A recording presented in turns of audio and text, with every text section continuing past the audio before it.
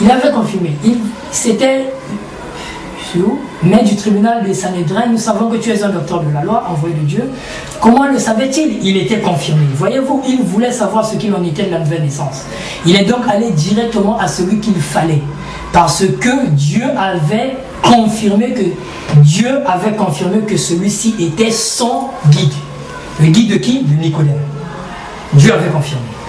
Jésus regardait ce qu'il a dit. Maître, nous savons que tu es un docteur venu de Dieu. Parce que personne ne peut faire ces choses que tu fais si ce n'est Dieu qui l'a envoyé. Cela, je continue au verset 40, le paragraphe 41. C'était là une confirmation comme quoi il y avait en lui un Dieu vivant. Amen. Amen. C'était là une confirmation comme quoi il y avait en lui un Dieu vivant. Il en avait témoigné. Ce n'est pas moi qui fais les œuvres, c'est mon Père qui demeure en moi. En vérité, je vous le dis, le Fils ne peut rien faire de lui-même, mais ce qu'il voit faire du Père. Le Fils aussi le fait pareillement. Le Père agit et moi aussi. J'agis pareillement. Maintenant, autrement dit, Dieu lui montrait quoi faire. Il allait tout simplement reproduire les gestes. Il ne faisait rien tant que Dieu ne lui avait dit de le faire. Amen. Ça, ce sont vraiment les faits tels quels. Si seulement nous agissons et attendons que le Saint-Esprit nous pousse à agir, c'est ça. Et puis, que nous soyons tellement absorbés en Christ et qu'il n'est pas à vous pousser pour vous faire bouger comme il doit le faire pour moi. Amen. Mais qu'au premier signe de tête, vous soyez prêts et que rien ne vous arrête parce que vous savez ce que c'est la volonté de Dieu. Amen. Amen. Continuons au verset 42. Il avait besoin d'un guide, par le Nicodème. Et celui-ci était un guide confirmé. Il pouvait être conduit par ce guide parce qu'il savait que ce guide était inspiré de Dieu. Il savait que ces traditions auxquelles il avait été assujetti, peut-être par les pharisiens, les sadducéens et quoi encore, il avait été assujetti à ces credos depuis toujours. Et il n'avait rien vu se produire. Mais voilà un homme qui arrive et il déclara être le Messie promis par la Bible. Et voilà qu'il fait les œuvres même de Dieu. Jésus a dit, je ne fais pas les œuvres de mon Père, je ne fais pas les œuvres de mon Père, alors ne me croyez pas. Alors ne me croyez pas. Mais si vous ne pouvez me croire, croyez aux œuvres que je fais, car elles rendent témoignage de moi. Amen. Paragraphe 43. Alors ce n'est pas étonnant que Nicodème ait pu dire Maître. Nous savons que tu es un docteur venu de Dieu, car personne ne peut faire ces choses que tu fais si Dieu n'est avec lui. Voyez-vous, il avait besoin d'un guide. Bien qu'il avait été maître en la matière, il était un maître de son église, il était revêtu d'une dignité, il occupait des positions importantes, c'était un grand homme, sans doute, qu'il était respecté de tout, d'un bout à l'autre du pays, mais pour la nouvelle naissance, il avait besoin d'un guide. Amen. Nous aussi. Amen. Amen. Nous avons besoin. Oui, nous avons besoin d'un guide. Amen. Amen. Amen. Nous aussi. Que fait frère Branham aussi? Il nous identifie à Nicodème. Amen. Nicodème était un homme très important. Nicodème a fait toutes ces choses. Mais en lui, il avait besoin d'un guide. Amen. Je ajoute encore la prédication. Les investissements. Les investissements. Prêché le 24 novembre 1962. Je vais lire le paragraphe 54. Les investissements. Le paragraphe 54. Frère Branham nous dit dans ce paragraphe.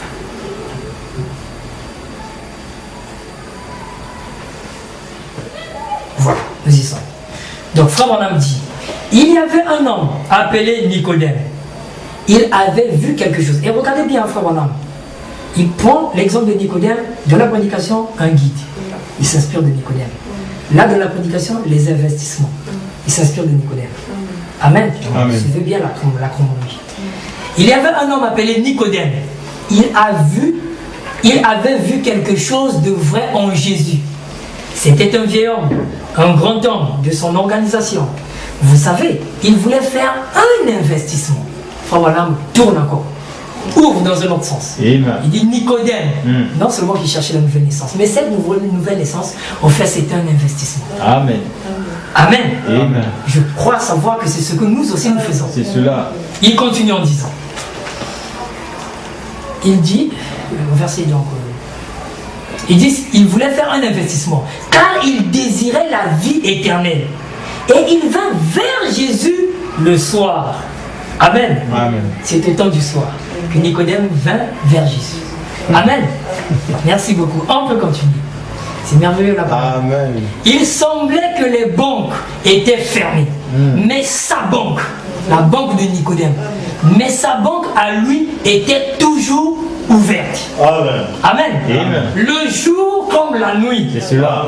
elle est ouverte en ce moment. Amen. Amen. Il trouva la banque ouverte et Jésus lui donna la prescription. C'est cela. Amen. Amen. Jésus lui donnait la prescription. Amen. Amen. Il désirait la vie éternelle. Et c'est là qu'il fit son investissement dans la vie éternelle. Nous voyons tous ces groupes. Et il ne se fait tard. Et il se fait tard. Donnons-en la conclusion. Amen. Amen. Il parle de Nicodème. De l'autre côté, il parle qu'il avait besoin d'un guide. Frère Branham nous enseigne encore ici, au fait, c'était un investissement. Il voulait investir pour sa vie future. Il voulait investir pour sa vie après la mort. Amen. Mais il a cherché toutes les banques qui étaient fermées. Mais il y avait une banque qui était toujours ouverte. Frère Branham dit que c'était sa banque. Sa banque à lui. Et dans notre prédication, vous verrez que Frère Branham dit, et même la Bible dit, Nicodème était un disciple de Jésus. Amen. Ils étaient trois qui étaient des disciples de Jésus. Il y avait Nicodème, il y avait Joseph d'Arimathée, et il y avait Gamaliel. Amen. C'était des disciples de Jésus. Vous comprenez? On continue.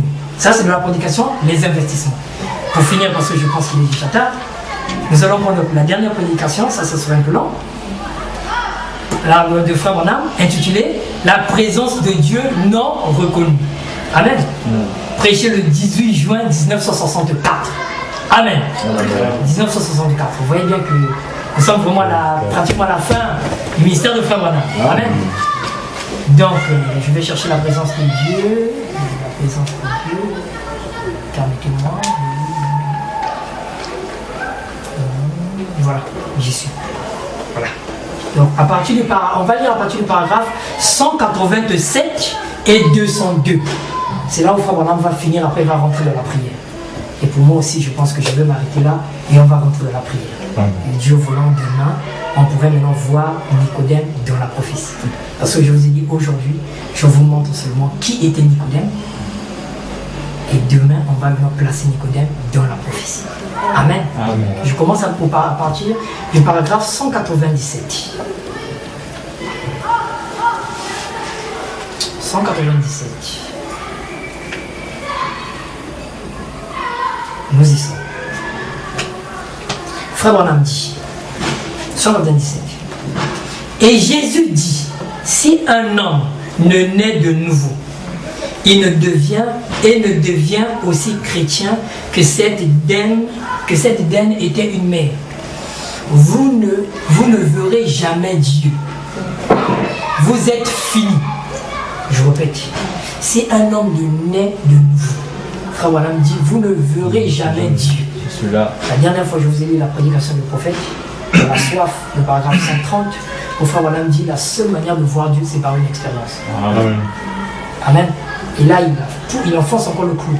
Il dit, si vous ne naissez de nouveau, cette expérience individuelle, vous ne verrez pas Dieu, vous ne le verrez jamais. Et il dit, vous êtes finis. Amen. Amen. Peu importe combien d'églises vous vous joignez.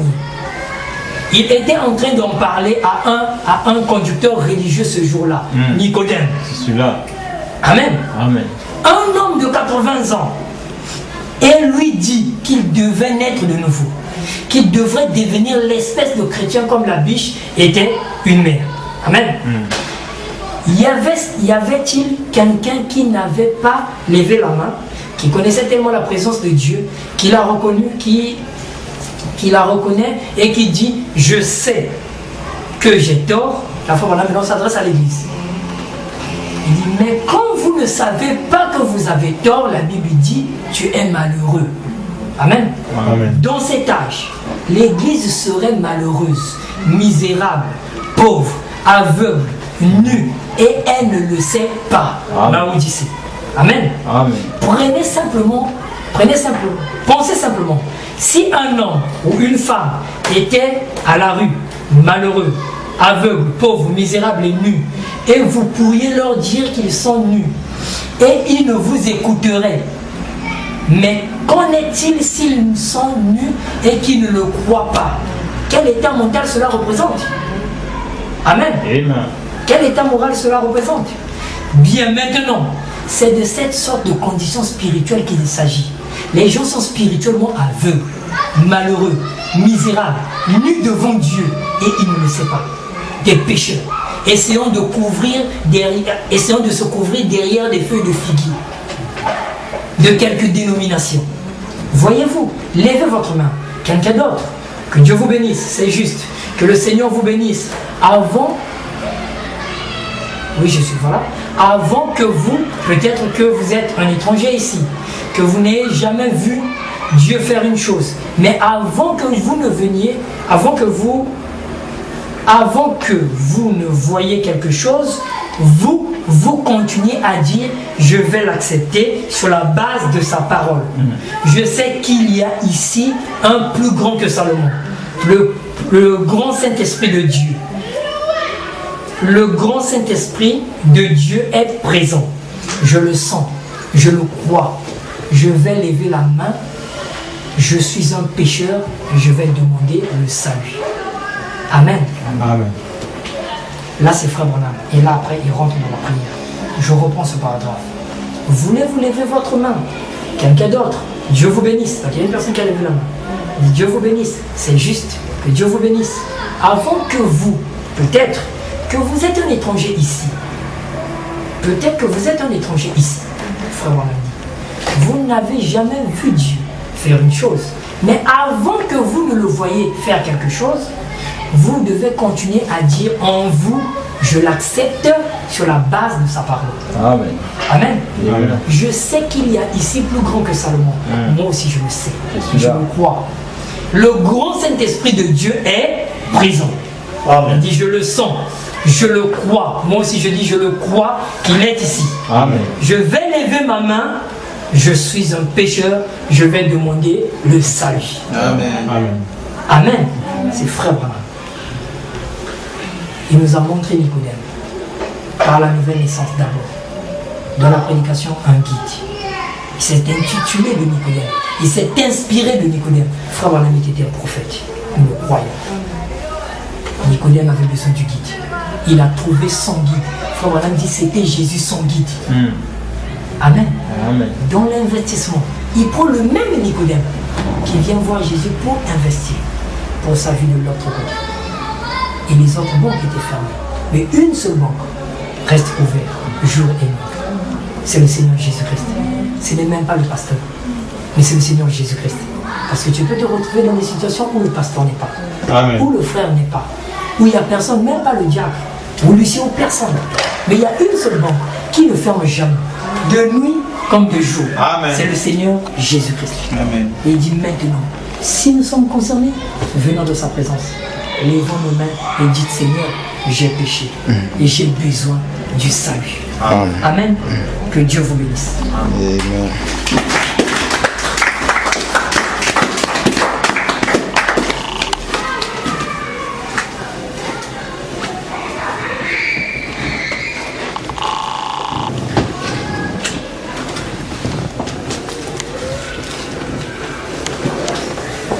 Amen, que le Seigneur vous bénisse.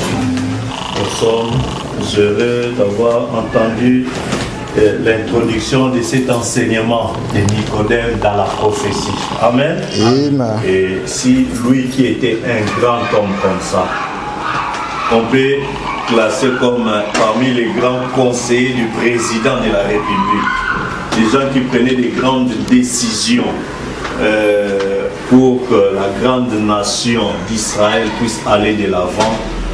Ça m'a fait penser aujourd'hui, avec tout ce qui se passe en Israël, imaginez-vous qu'il y a un grand monsieur parmi les grands conseillers de Benjamin Netanyahu. S'il faut mettre à jour un peu Israël de cette époque-là aujourd'hui. Parce que dans la Knesset, vous savez qu'il y a encore des grands juifs rabbins là-bas, n'est-ce pas? Et dans leur parlement, comme on dit, il y a maintenant 51% des religieux qui sont dans ces mouvements-là. Et leur premier ministre est influencé par ces mouvements-là. Parce que le parti politique de Benjamin Netanyahu, c'est Likoud. C'est des radicaux juifs extrémistes. Et vous comprenez? Et c'est eux qui prennent la conduite. Maintenant, imaginez-vous que là, Jésus parle comme à un Benjamin Netanyahu comme ça. Il doit naître de nouveau.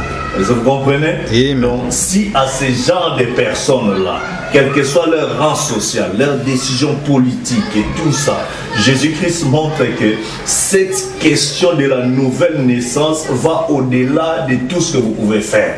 Nicodème n'est pas allé demander Jésus-Christ de l'argent. Parce qu'il en avait déjà amassé. À l'âge de 80 ans, il avait déjà des investissements, des terres, des maisons et tout ça. Ce n'était plus à son niveau. Mais il pensait à quelque chose par rapport à son avenir. Il avait déjà 80 ans, d'un moment à l'autre, il devait mourir. Mais il voulait s'investir dans quelque chose de vrai. Il avait compris qu'il s'était investi dans des mouvements politiques et tout ça. Il avait compris que non, ces mouvements-là, d'un moment à l'autre, on peut nous prendre encore des déportation par un autre royaume, nous pouvons perdre, quelles que soient nos idées, tant que nous n'arrangeons pas notre situation devant notre Père Céleste. Mais maintenant, c'est lui-là, Jean-Baptiste en a parlé, mais c'est lui-là, nous savons. Frère Branham me dit, quand il dit nous, ce n'est pas seulement lui-même Nicodème, mais c'est tous les Sanhédrins. Amen. Il savait que nous les grands rabbins, nous les docteurs, nous qui prenons les grandes décisions, entre nous, nous savons que personne ne peut faire ce que celui-là fait si Dieu n'est avec lui. Amen. Parce qu'il connaissait les Écritures. Il savait que Jésus devait naître à Bethléem. Il connaissait ceux qui ont influencé même le roi pour savoir que non, il sait Jésus, selon la prophétie, il doit naître là-bas. Mais quand nous voyons que Jésus dit à ce genre de grandes personnes, pour dire que non, votre rang social n'a rien à voir avec l'évangile que moi je vous apporte, avec ma doctrine, vous devez naître de nouveau. Amen. Parce que pourquoi Jésus-Christ a imposé cela? Parce que la Bible dit dans la loi que tout ce qui est issu d'une union illicite ne peut pas entrer dans les temples de l'Éternel. Donc un enfant bâtard ne pouvait pas entrer dans les temples de l'Éternel. Jésus montrait par là à Nicodème que quel que soit ton rang social, ta naissance là qui a été instigée par le sexe et par le serpent en Éden ne te permet même pas d'entrer dans la présence de Dieu. Car ce qui est cher est cher. Dans ta chair, tu peux occuper des grands diplômes, des rangs sociaux, des biens de ce monde, mais cela pourrira, c'est la vérité. Amen. Nicodème ayant compris cela, il dit laisse-moi m'investir dans quelque chose de réel qui ne passera jamais. C'est cela. Et cette chose-là, c'est la vie éternelle. Il a réussi d'aller faire ses investissements. Mais il y avait un jeune homme riche qui a manqué de faire ses investissements. Il est venu devant la même banque, il a manqué. Amen. On lui a dit ce qu'il devait faire, mais il a dit non, je ne vais pas investir dans cette banque, je vais ailleurs. Quand il est parti, c'est le même jeune homme riche qui demandait de l'eau à Abraham pour que Lazare puisse lui donner. Vous comprenez? Amen. Mais Lazare s'est investi dans la même banque, il était dans les saints d'Abraham. Donc le rang social de Lazare lui a permis d'être avec Abraham, mais le rang social de ce jeune homme riche l'a fait qu'il puisse se perdre. Mais ils étaient en face de la même personne. Quand vous ne reconnaissez pas la présence de Dieu, vous manquez. Nicodème a reconnu la présence de Dieu. Il a reconnu qu'il devait investir dans la banque de Jésus-Christ. Vous comprenez ça? Et le frère a lui aussi, dans le premier message sur Nicodème, c'est à part les investissements, la présence de Dieu nous reconnu un guide. dans la vie au jour d'aujourd'hui, les grands présidents que vous voyez, tout ça, ils ont toujours besoin de coachs, comme des guides qui te montrent pour réussir dans tes projets et tout ça, voilà comment faire pour s'en sortir. Tu viens dans la grande ville de Casa, si tu ne connais pas de rois, tu vas dépenser beaucoup d'argent alors qu'il y a des moyens de déplacement qui pourront t'aider à payer moins cher. Donc, partout où nous allons, nous avons besoin d'un guide. Pour la vie éternelle, nous avons besoin d'un guide. C'est le Saint-Esprit. Amen. Amen. Et le Saint-Esprit, c'est Dieu qui entre dans des hommes en train de conduire son peuple. Si tu ne reconnais pas les canaux par lesquels Dieu utilise, tu vas t'égarer et tu vas manquer. Pendant que les autres appelaient Jésus Belzéboul, Nicodème a compris que entre nous là, celui-là c'est pas un Belzéboul. Il y a quelque chose de Dieu là-bas. Amen. Alors que les autres critiquaient, disaient mais celui-là c'est le fils de charpentier. Lui-là dit moi je vois au-delà du fils de charpentier. Amen. Mais quand toi tu viens à Christ dans ce message, quelles étaient tes intentions? Si Nicodème, le grand homme, Richard, qui ne pouvait plus manquer de quelque chose, commençait à penser maintenant à son âme, qu'en est-il de toi? Si toi tu cherches encore à t'investir sur les choses de la chair qui passeront, Jésus te dit, cherchez premièrement le royaume de Dieu et ta justice. Quand tu as la sécurité de ton âme, les restes, je vous donnerai ça. Amen. Amen. Ainsi comme Nicodème qui est allé au temps du soir, nous aussi nous sommes au temps du soir. Nous avons vu comme Nicodème Dieu manifesté dans la chair humaine.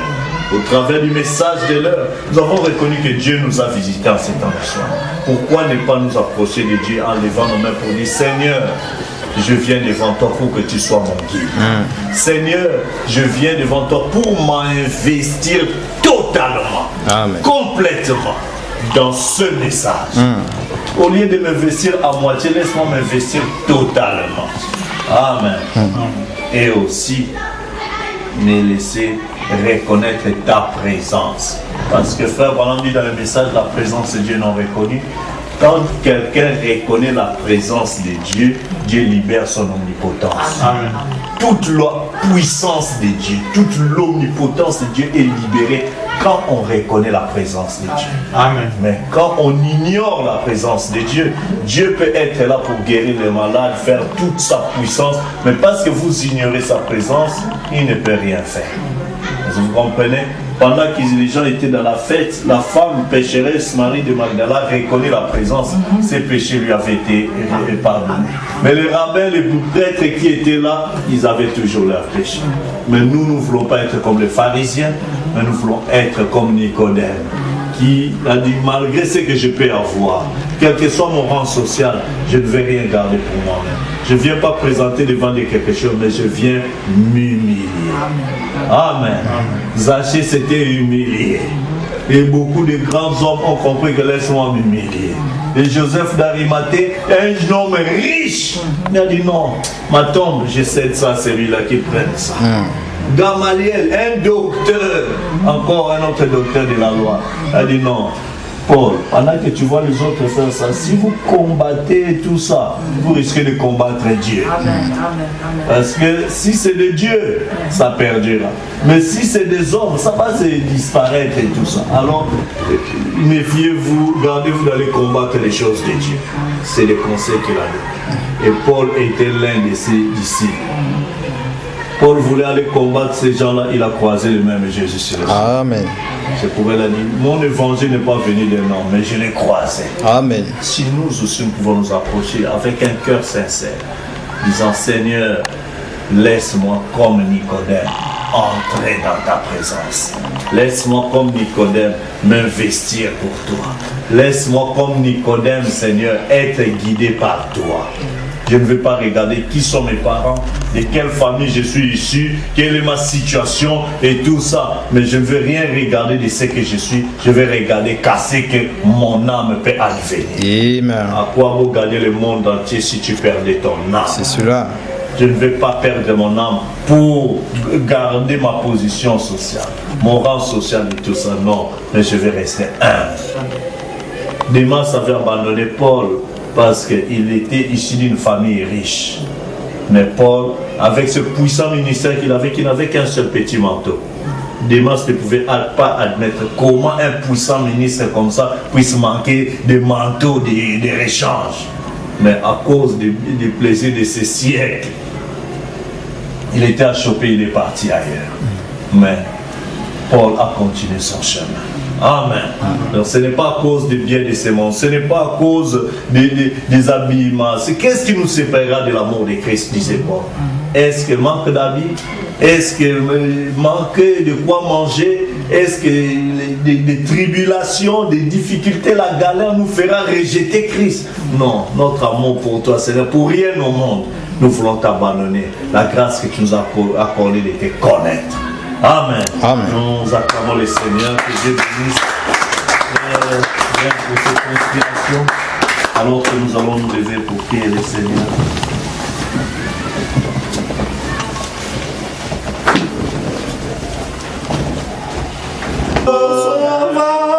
Je serai plus blanc que la neige. Oh Jésus, blanchis-moi.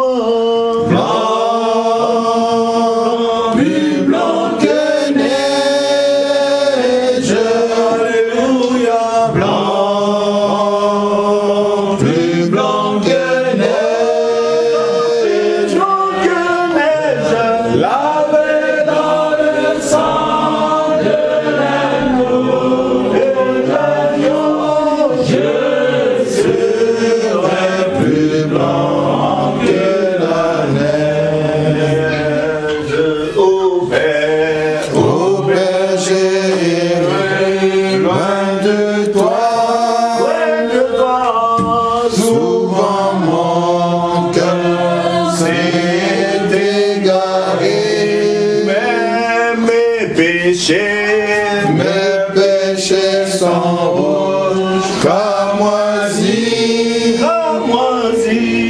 l'eau ne peut pas les nettoyer. Oh oui, Jésus, Jésus, je viens à ta fontaine. Même si vos péchés sont rouges,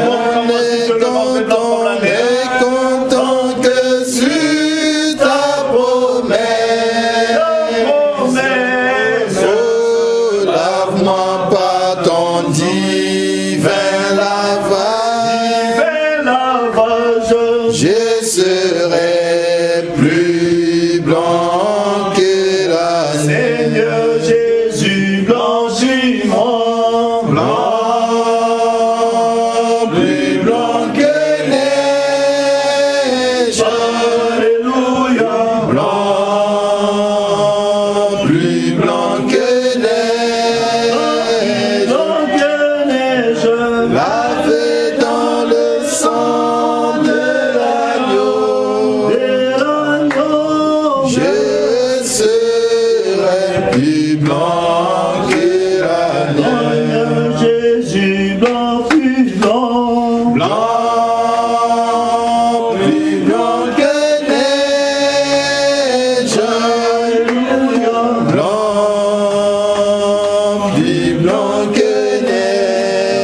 Plus blanc que neige. Lavé dans le sang de l'agneau, je serai plus blanc que la neige. Alors, nous allons, avec nos têtes inclinées,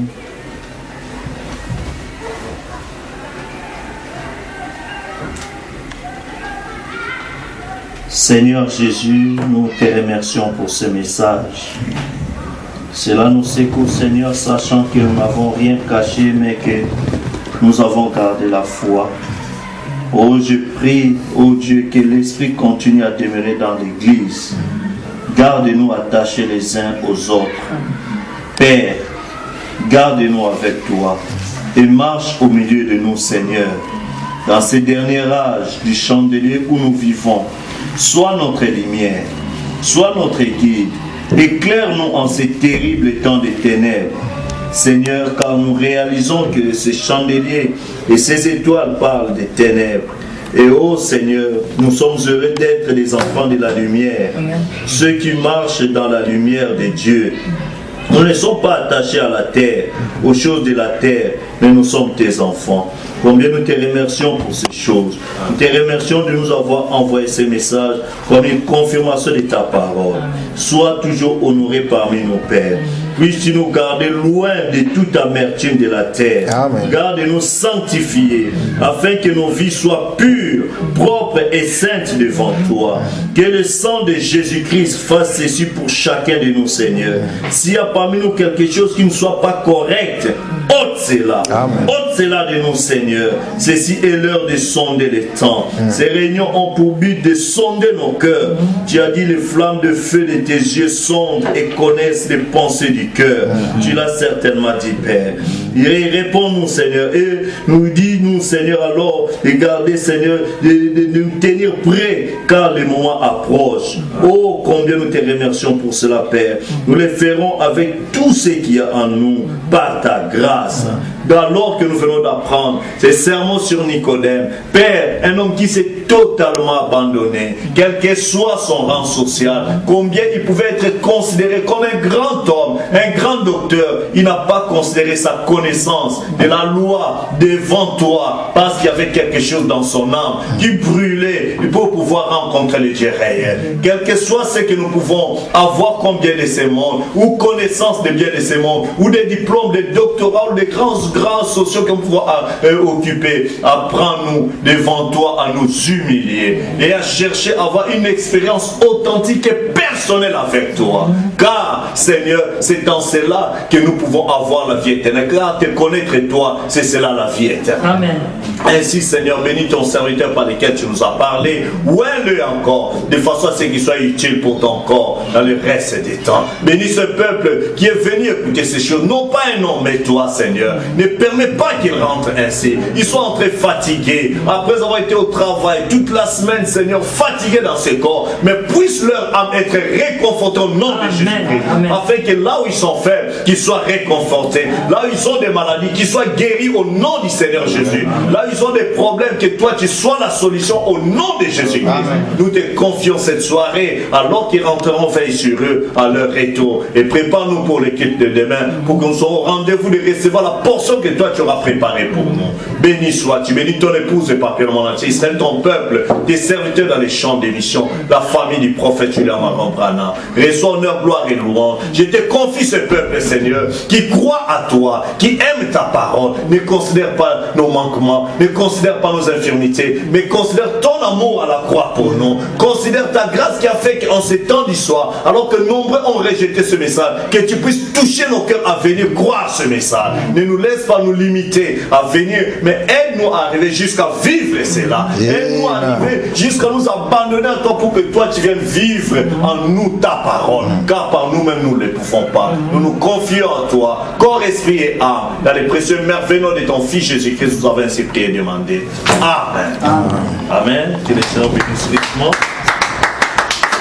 Merci. Dieu bénisse richement, frère Ben, Dieu voulant.